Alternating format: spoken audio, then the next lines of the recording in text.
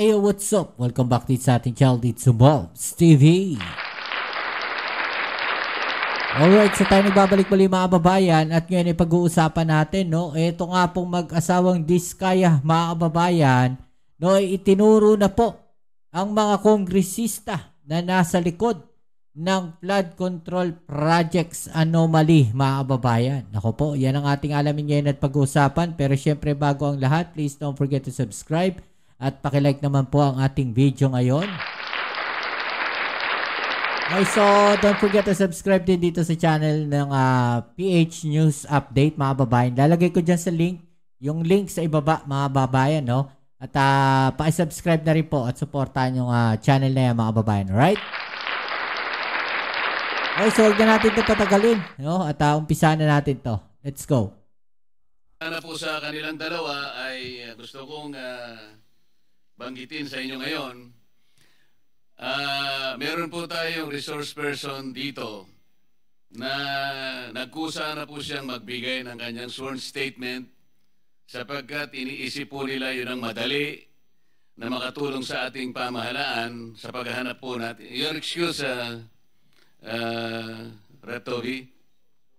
Maalala po ninyo, in the last hearing, this committee floated the idea of giving the contractors particularly an option to take advantage of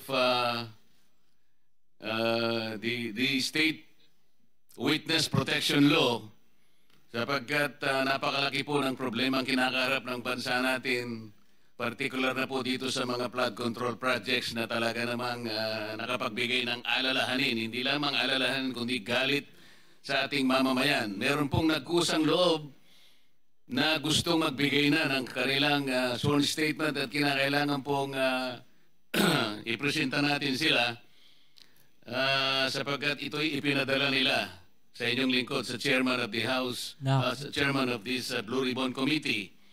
May I call on Mrs. Sara Diskaya to please present and read before us your sworn statement.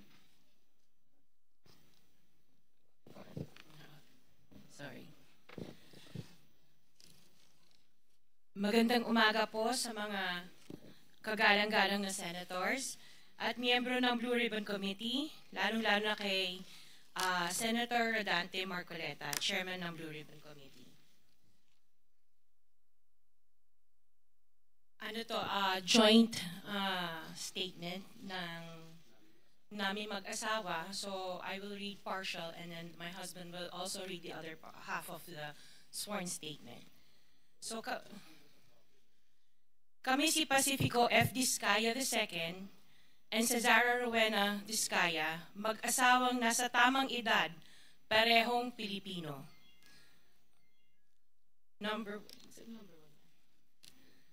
Number one, noong 2003, kaming mag-asawa ay tinayun ang kumpanya na pinangalan namin St. Gerard Construction. Ipinarehistro namin ito sa DTI, nakakuha ng contractor's license at nagsimula na lumahok sa mga pribadong construction projects. Number two, kinalaunan nagsimula na rin kami na lumahok sa mga government projects. Natuklasan namin na hindi naging madali ang trabaho sa mga government projects.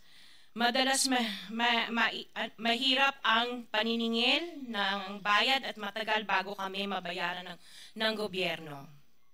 Number 4, hanggang dumating ang pagkakataon, lumapit sa amin ang isang kaibigan na si Voltaire Claveria at inalok kaming magkaroon ng proyekto sa national level gamit ang aming lisensya. Number 5, ipinakilala niya ang sarili niya na nagtatrabaho para sa isang congressman at nangakong kapag nagbigay kami ng pera ay makakakuha kami ng proyekto.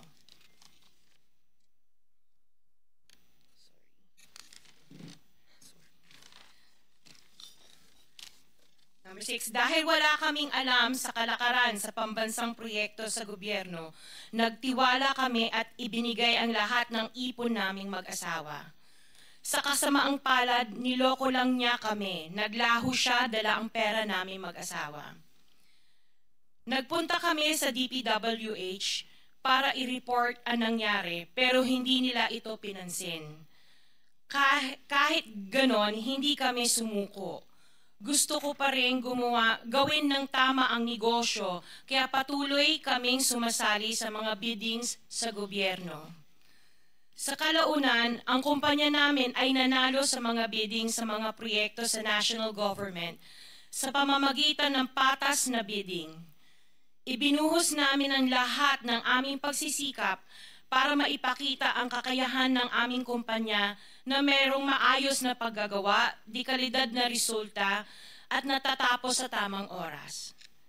Nagkaroon ng konting tagumpay ang St. Gerard Construction, kaya minabuti namin mag-asawa na mag-expand at bumuo ng ibang kumpanya tulad ng Alpha and Omega General Contractor and Development Corporation. Interjection, Mr. Chair. What is the interjection? Salamat, Mr. Chair. Kailangan ko lang pong umakyat sa office sandali para sa isang pulong, but hopefully pagbalik ay nandito pa rin sina Mr. and Ms. Diskaya dahil meron din po akong mga tanong para sa kanila. Oh yes, Salamat we'll make po, sure Mr. that they Chair. will be here for your questioning. Mr. Chair, point Yes. of order. Bakit hindi na lang tayo bigyan ng kopya ng sworn affidavit imbis na basahin nila niya so we can para himayin namin yung kanyang sworn affidavit. We'll make sure that all the members will be given a copy, but the chairman is asking them to read it before us for the record. In order to save time, Mr. President, because we've been here since 9 o'clock. We already spent 2 hours and not even one of the senators have asked questions addressed to the resource persons present. I beg the indulgence of the good senator, but it is for the record. This is a sworn statement, at from this statement, kailangan dito sila matanong na mabuti. Proceed. Pakibilisan nyo lang para makatipid tayo ng panahon.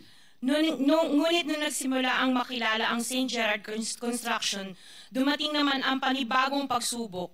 Unti-unti na nagsilapitan ang mga district engineers at mga regional directors ng DPWH at mga chiefs of staff na mga mambabatas na nag-aalok ng mga proyektong sinasabi nilang pondo na mambabatas.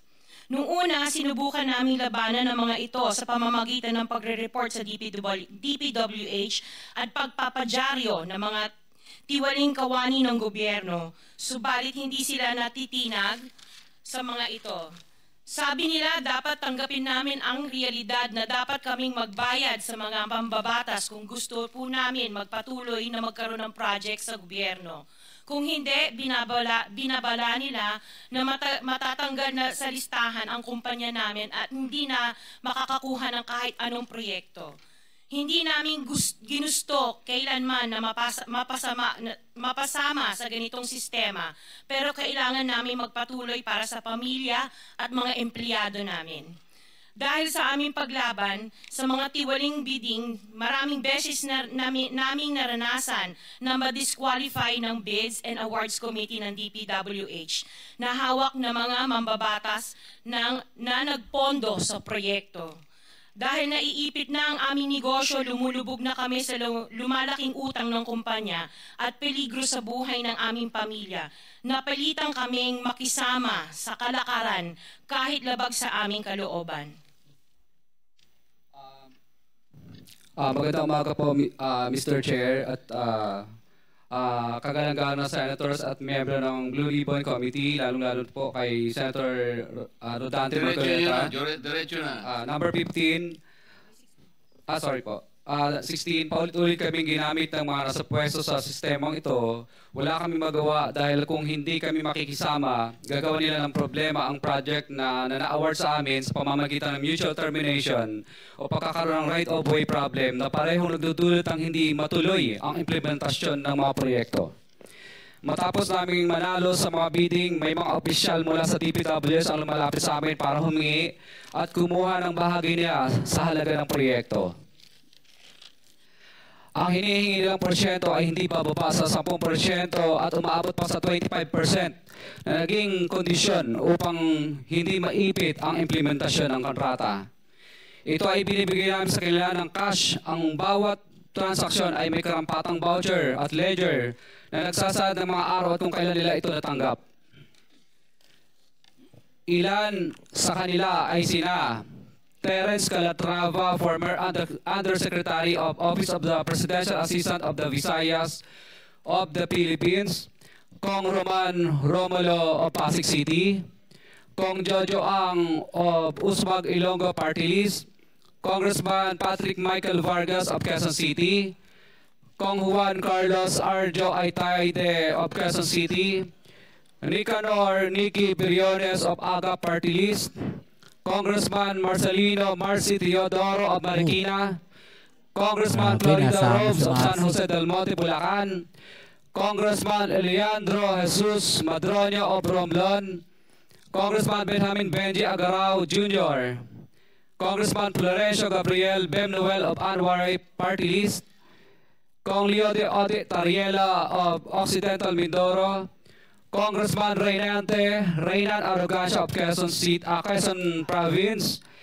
Kong Marvin Rillo of Quezon City, Kong Teodoro Haresco of Aklan, Kong Antonieta Yudela of Zamboanga Sibugay, Kong Dean Asisio of Caloocan, Kong Marivico Pilar of Quezon City.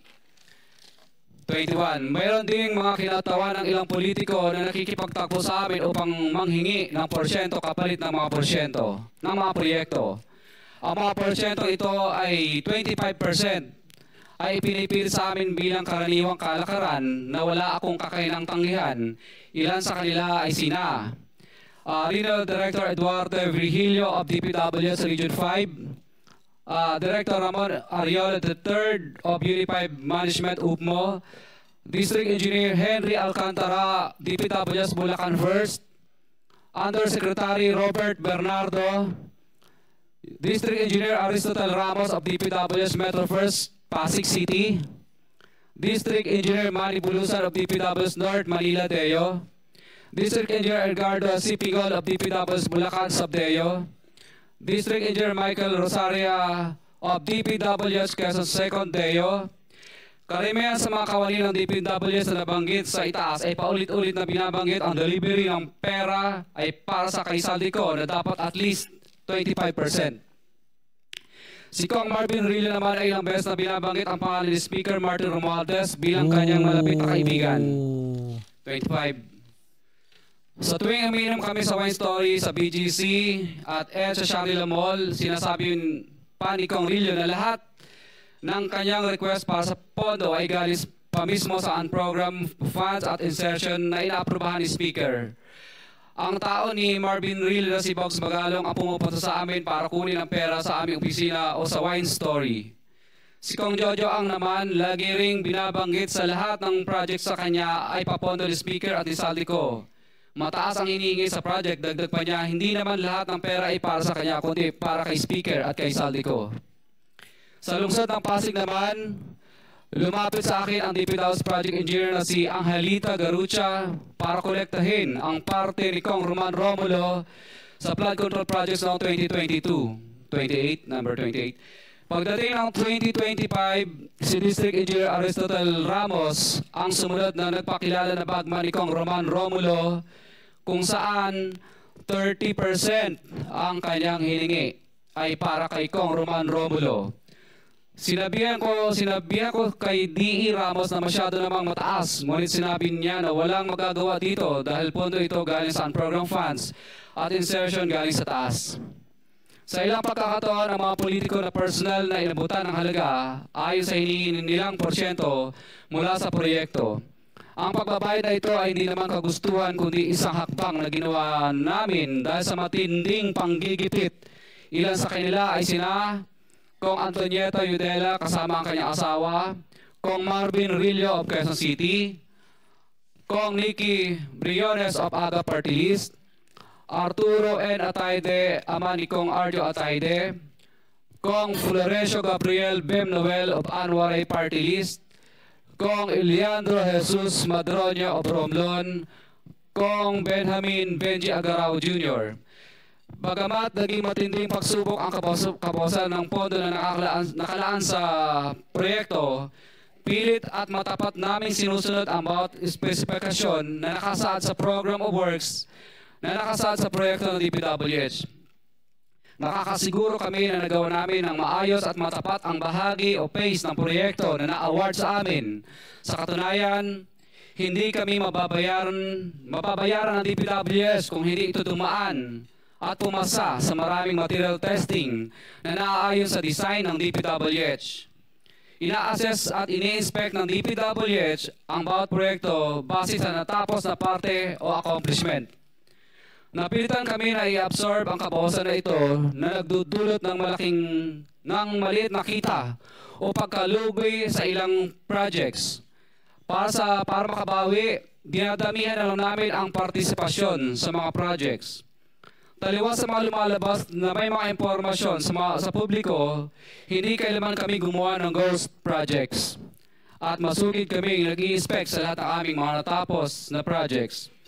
Handa po kaming tumistigo ng walang pilit at kusang loob bilang state witness at sabihin ang lahat ng nangyayaring katiwalaan ng Kamara, DPWH at iba pang mga kawani ng gobyerno upang gawin ang tama.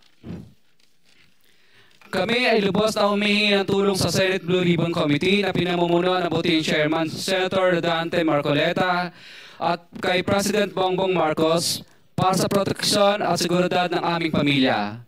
Ang salaysay na ito ay kusang loob namin ginawa at walang sino pang pumilit na gawin ito. Sa katotohanan ng lahat ay nilagdaan namin ang salaysay na ito ng kusang loob at walang pumipilit. Sign, Pacifico of Vizcaya, nagsasalaysay. Notaryado po. For the record, this sworn statement was notarized by certain Attorney Reynaldo F. Segubiense, PTR number 246726, January 4, 2024. Hanggang ang MCLE ay 2025. This was notarized on September 6, 2025. Mr. Chair.